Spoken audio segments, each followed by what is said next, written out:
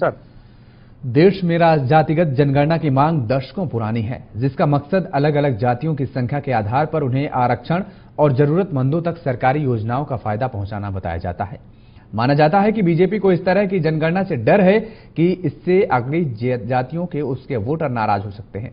इसके अलावा बीजेपी को परंपरागत हिंदू वोट बैंक भी बिखर सकता है, इसलिए बीजेपी शुरू से ही जातीय जनगणना का विरोध करती रही है। जातीय जनगणना पर सियासी रार के बीच बिहार में जातीय जनगणना की रिपोर्ट सामने आ गई है। इस रिपोर्ट के जरिए बिहार के हर वर्ग के आंकड़े को सामने रखा गया है। बिहार सरकार ने जातीय जनगणना के आंकड़े जारी कर 24 से पहले बड़ा दांव खेल दिया है, जो बीजेपी का खेल खराब कर सकता है। बिहार सरकार ने लोकसभा चुनाव से पहले बड़ा सियासी दांव खेल दिया। नीतीश कुमार सरकार ने चुनावी पिच पर चौका लगाते हुए लंबे समय से चल रही जातीय जनगणना के आंकड़े सार्वजनिक कर दिए हैं। इस कदम के साथ बिहार जातीय जनगणना के आंकड़े जारी करने वाला पहला राज्य बन गया। नीतीश सरकार के इस मास्टर स्ट्रोक से अब कई दलों को अपनी चुनावी रणनीति बदलनी पड़ सकती है।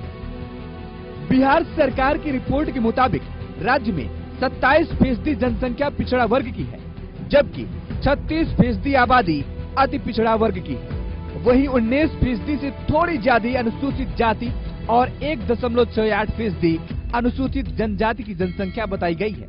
मौजूदा समय में बिहार में ईबीसी और ओबीसी को मिलाकर 30% के आरक्षण का प्रावधान किया गया है, जबकि जाति आधारित गणना के मुताबिक इनकी संख्या बढ़कर लगभग 63% हो गई है।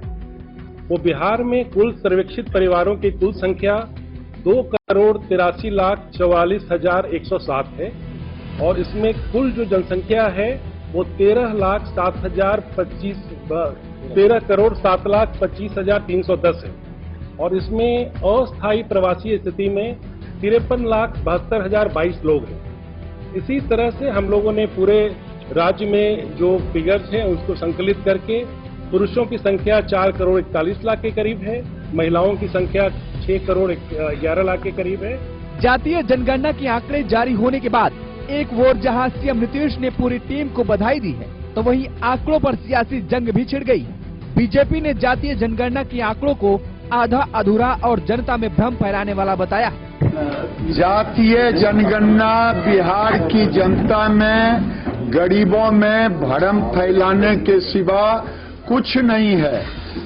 इन्हें तो रिपोर्ट कार्ड देने चाहिए थी कि 33 साल 18 साल नीतीश बाबू और 15 साल लालू यादव, ये दोनों ने मिलकर राज किया और गरीबों को क्या उद्धार किया। और ये आधा अधूरा रिपोर्ट है। अभी भारतीय जनता पार्टी इस पूरे सर्वेक्षण के कार्य को देखेगी, जांचेगी और फिर अपना विस्तृत बयान देगी। बिहार सरकार ने जातीय जनगणना के आंकड़े जारी कर बड़ा दांव तो खेल दिया है, लेकिन देखना होगा कि नीतीश कुमार का ये दांव 2024 के लोकसभा चुनाव में बीजेपी को चित कर पाएगा या नहीं।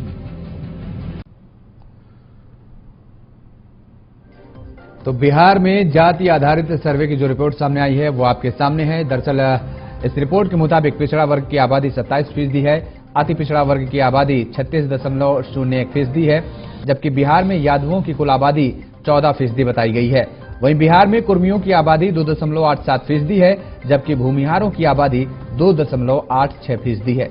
तो बिहार में जातीय जनगणना के बाद यह रिपोर्ट सामने आई है, जिसके मुताबिक ये पता चला है कि किसकी कितनी भागीदारी है, कितनी आबादी है। ब्राह्मणों की आबादी 3.86% बताई गई है, राजपूतों की आबादी 3.45%, मुसहर आबादी 3% है, जबकि हिंदू आबादी कुल अगर हम टोटल कैलकुलेट करते हैं तो 81.99%, जबकि मुस्लिम आबादी 17.70% है। इसके साथ ही पिछड़ा वर्ग 27.12% है, अति पिछड़ा वर्ग 36.01% है, अनुसूचित जाति 19.6%, वहीं अनुसूचित जनजाति की आबादी 1.68%, जबकि अनारक्षित 15.52% है।